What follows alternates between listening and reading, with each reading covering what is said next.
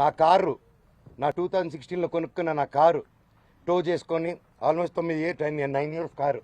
నాకు చిన్న చిన్న నేను పాత వస్తువులు అన్నీ ఎత్తి పెట్టుకుని ఉంటానండి, నేను అవే వాడుకుంటూ ఉంటాను.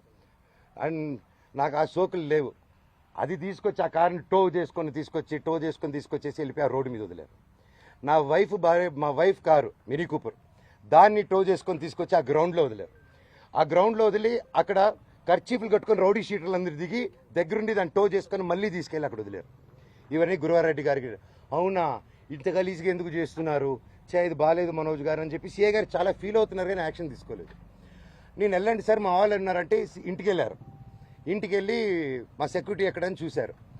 వచ్చేసారు. సెక్యూరిటీ ఏమేస్తంటే నేను వెళ్ళి అడిగాను, వాళ్ళు ఎవరు లేరంటున్నారు మనోజ్ గారు అన్నారు. సార్ నా ఇంట్లో అంతమంది దూరిపోయి అంత 5 ఎకరాలు అక్కడ ఉండే 3 acres ఇంట్లో మీరు అక్కడ లేదు అంటే ఎలా సార్, మీరు వెతికారంటే నాకు చేశారా సార్ అంటే అది లేదన్నారు. అక్కడ లేరు మనోజ్ గారు, నేను ప్రొటెక్ట్ చేస్తా అన్నారు. ఇది పొద్దునైంది. సాయంత్రం 3 గంటలకి ఇదే మనుషుల సెక్యూరిటీ గార్డుని కారులో వేసుకొని వాళ్ళతో బెదిరించి వాక్కుమూలన తీసుకొని సిఐ గారికి వచ్చి పోలీస్ స్టేషన్లో అప్పచెప్పారు. ఇప్పుడు పొద్దున అదే సిఐ గారు అక్కడ ఎవరు లేరన్నారు. ఇప్పుడు తిరిగి అప్పచెప్పారు. సార్ మీకే ఇది చేశారు కదా, మీరే నాకు అఫీషియల్గా చెప్పున్నారు, కేసు కట్టండి సార్ అంటే కట్టట్లేదు. పోనీ వాళ్ళిద్దరు సెక్యూరిటీలు సార్ మమ్మల్ని కొట్టారని కేసు పెడుతుంటే వాళ్ళు కేసు తీసుకోవట్లేదు. ఆ నోట్ చేసుకుని ఎఫ్ఐఆర్ చేయాలంటే ఇదంతా నేను పై వాళ్ళతో మాట్లాడాలి, నేను నాకు రైట్ లేదు అంటున్నాడు.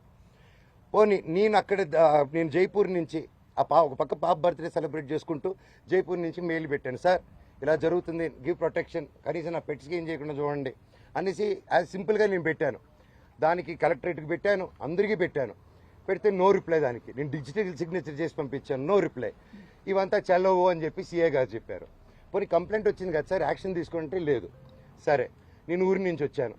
ఊరి నుంచి వచ్చింది ఇమీడియట్గా కంప్లైంట్ డ్రాఫ్ట్ చేస్తాను. ఈ గ్యాప్లో ఏమైంది, అదే రోజు 1వ తారీఖు బార్జిన్ అయ్యారా, నేను జైపూర్కి వెళ్ళానా, అదే రోజు నైటు విష్ణు అతను ఫాలోయింగ్ కారు ఉంటుంది, ఎక్కువ కారులో అతను మనుషులు వచ్చి నా నార్సింగ్లో నా ఆఫీస్కి గోడలు దూకి లోపలికి వచ్చి నా కారుని దొంగ కీ పెట్టి స్టార్ట్ చేసుకొని ఆ కారు దొంగతనం చేశారండి.